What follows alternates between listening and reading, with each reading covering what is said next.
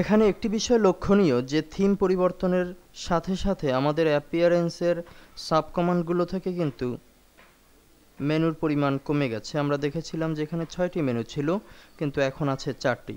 অর্থাৎ আপনার থিমের উপরে ভিত্তি করে অ্যাপিয়ারেন্সের সুযোগ সুবিধা বাড়া কমার সম্ভাবনা রয়েছে। এখন আমরা অ্যাপিয়ারেন্সের দ্বিতীয় কমান্ড উইডগেটস এই অপশনটি নিয়ে আলোচনা করব। তো উইডগেটস অপশনে ক্লিক করছি।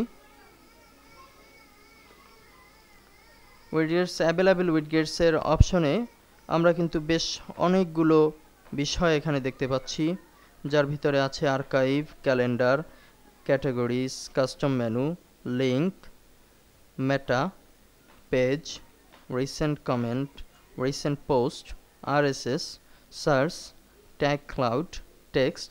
এর প্রত্যেকটি কমান্ডই কিন্তু আমাদের জন্য জরুরি, এবং এর বিস্তারিত যখন আমরা দেখব তখন আমরা প্রত্যেকটি কমান্ড সম্পর্কে আলাদা আলাদাভাবে জানতে পারবো, এবং কোন কমান্ডের কোন কাজ সেটি সম্পর্কেও আমরা জেনে নিতে পারবো খুব সহজেই।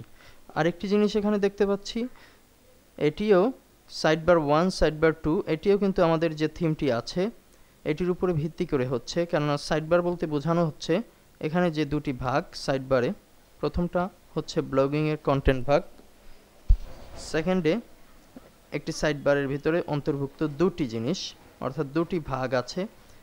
একটি হচ্ছে সাইডবার 1, অন্যটি হচ্ছে সাইডবার 2। তো এখানে আমরা যে বিষয়টি লক্ষণীয়, অলরেডি কিন্তু আমাদের অনেক কিছু দেয়া আছে এখানে। Recent post, recent comment, archive, categories, link, meta. মূলত এই বিষয়গুলোই উইডগেটসের অংশ, যেটি এখন আছে থিমের সাথে। যদি আমরা চাই যে থিমের কোনো জিনিস পরিবর্তন করব, তাহলে এখানে পরিবর্তন করতে হবে থিমের ভেতর থেকে। কিন্তু যদি চাই ওয়ার্ডপ্রেসের মাধ্যমে এখানে পরিবর্তন আনবো, তাহলে আমরা পরিবর্তন করতে পারবো উইডগেটস ব্যবহারের মাধ্যমে। তো এরপরে আমরা প্রত্যেকটি বিষয় সম্পর্কে আলাদা আলাদাভাবে জানবো।